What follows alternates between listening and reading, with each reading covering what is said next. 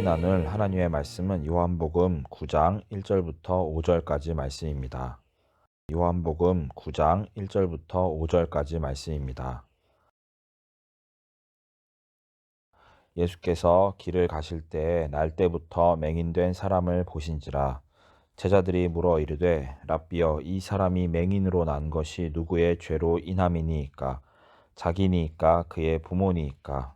예수께서 대답하시되 이 사람이나 그 부모의 죄로 인한 것이 아니라 그에게서 하나님이 하시는 일을 나타내고자 하심이라. 때가 아직 낮음에 나를 보내신 이의 일을 우리가 하여야 하리라. 밤이 오리니 그때는 아무도 일할 수 없느니라. 내가 세상에 있는 동안에는 세상의 빛이로라. 아멘. 요한복음 9장에는 태어날 때부터 눈이 보이지 않았던 시각장애인 한 사람이 나옵니다. 이 사람이 예수님을 만나기 전에 어떠한 삶을 살았는지 구체적으로 잘 알 수는 없지만 아마도 그는 힘든 삶을 살았을 것 같습니다. 그는 부모가 있었으나 국어를 하면서 생계를 유지하였습니다. 예수님 당시가 장애인에 대한 사회적 배려나 국가적인 복지가 턱없이 부족하던 시대였음을 감안해 본다면 그의 삶은 분명 매우 절망적인 상태였을 것입니다. 미래에 대한 희망과 기대를 가지고 살기보다는 그저 하루하루를 별 의미 없이 지내고 있었을 것 같습니다. 그런 그가 예수님을 만났고 처음으로 앞을 보게 되었습니다. 이것은 그가 지금까지 살아온 삶에서 일어난 가장 크고 놀라운 일이었습니다. 눈부신 햇살과 파란 하늘, 예쁜 꽃과 사람들의 다채로운 얼굴 등 그에게는 모든 것이 새롭고 기쁜 순간들이었습니다. 그러나 이 말씀은 단순히 한 사람이 개인적으로 경험하였던 놀라운 기적 그 이상의 의미를 가지고 있습니다. 요한복음 9장의 바로 앞인 8장과 바로 뒤인 10장에서 예수님께서는 자신이 어떠한 분이신지를 선언하고 계십니다. 총 3가지가 나오는데 각각 2번씩 반복적으로 강조되고 있습니다. 세상의 빛, 양의 문, 그리고 선한 목자. 그러므로 이 시각장애인 치유 사건은 한 사람에게 일어난 기적인 동시에 예수님께서 어떠한 분이신지를 분명하게 보여주는 역할을 하고 있습니다. 오늘 이 3가지에 대해서 살펴보기를 원합니다. 첫 번째로 세상의 빛으로 오신 예수님입니다. 시각장애인은 태어날 때부터 눈이 안 보여 평생을 어둠 가운데에서 지냈습니다. 그런 그가 예수님을 만나 눈을 떴으니 예수님은 그에게 있어서 문자 그대로 빛을 가져다 주신 분이셨습니다. 그런데 예수님은 여기에 한 가지를 더 추가하여서 자신을 반대하는 바리새인들이 오히려 보지 못하는 자들이라고 지적하십니다. 요한복음 9장 39절부터 41절 말씀입니다. 예수께서 이르시되 내가 심판하러 이 세상에 왔으니 보지 못하는 자들은 보게 하고 보는 자들은 맹인이 되게 하려 함이라 하시니 바리새인 중에 예수와 함께 있던 자들이 이 말씀을 듣고 이르되 우리도 맹인인가? 예수께서 이르시되 너희가 맹인이 되었더라면 죄가 없으려니와 본다고 하니 너희 죄가 그대로 있느니라. 그러므로 요한복음 9장의 시각장애인 치유 사건을 통하여 예수님께서는 자신이 세상의 빛이심과 동시에 바리새인들이 진정으로 눈먼 자들임을 밝히 보여주셨습니다. 두 번째로 양의 문으로 오신 예수님입니다.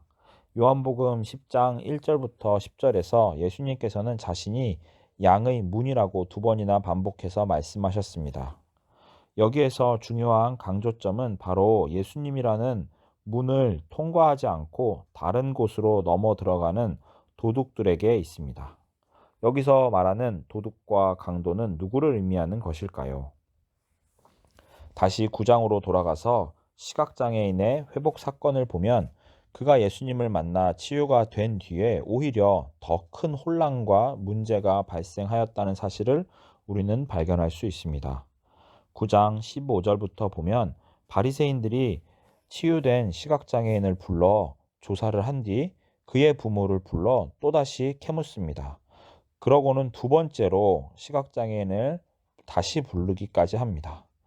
이제 막 건강해져서 마음껏 기쁨을 누려야 하는 사람과 그의 가족들을 바리새인들이 이렇게 여러 번 계속해서 소환하는 이유가 무엇이었을까요?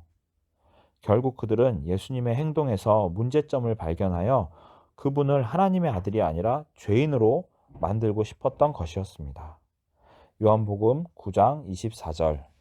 이에 그들이 맹인이었던 사람을 두 번째로 불러 이르되 너는 하나님께 영광을 돌리라. 우리는 이 사람이 죄인인 줄 아노라. 자신들의 눈앞에서 놀라운 기적을 직접 보고서도 예수님을 믿지 않고 오히려 죄 없으신 그분을 죄인으로 몰아가려는 바리새인들이 바로 10장에 나오는 도둑이자 강도라고 할 수 있습니다. 그들은 하나님을 믿는다고 하면서도 하나님의 뜻을 행하러 이 땅에 오신 예수님을 거부하였습니다. 이미 요한복음은 처음부터 이러한 일이 일어날 것을 여러 번 반복해서 말씀하였습니다. 요한복음 1장 9절부터 11절 말씀.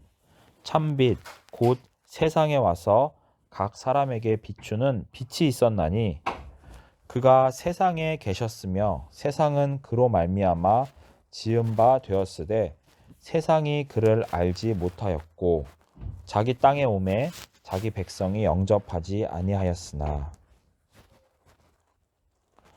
이렇게 예수님을 인정하지 않은 바리새인과 대조적으로 시각장애인은 예수님께서 하나님으로부터 오신 분이라는 사실을 분명하게 고백하였습니다. 요한복음 9장 30절부터 33절까지 말씀입니다.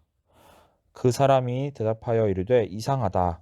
이 사람이 내 눈을 뜨게 하였으되 당신들은 그가 어디서 왔는지 알지 못하는도다. 하나님이 죄인의 말을 듣지 아니하시고 경건하여 그의 뜻대로 행하는 자의 말을 들으시는 줄을 우리가 아나이다. 창세 이후로 맹인으로 난 자의 눈을 뜨게 하였다 함을 듣지 못하였으니 이 사람이 하나님께로부터 오지 아니하였으면 아무 일도 할 수 없으리이다. 그러므로 이 치유를 받은 시각장애인은 예수님이라고 하는 양의 문을 통과하여 하나님께로 들어간 사람이었습니다. 이제 마지막 세 번째로 선한 목자로 오신 예수님이십니다. 요한복음 10장 11절부터 18절에서 예수님께서는 자신을 선한 목자라고 말씀하십니다. 물론 여기서도 중요한 강조점은 선한 목자와 대조되는 삭군에 있습니다. 14절, 15절을 보면 선한 목자는 두 가지 특징을 가지고 있는데 하나는 아버지 하나님과 친밀한 관계를 가지고 계신다는 사실이며 다른 하나는 양들을 위하여 목숨을 버리신다는 점입니다. 그러나 삭군은 자신의 목숨을 더 소중하게 여기기 때문에 위기의 때가 오면 양들을 버리고 달아날 뿐입니다. 여기서도 삭군이 가리키는 바는 바로 바리새인들입니다.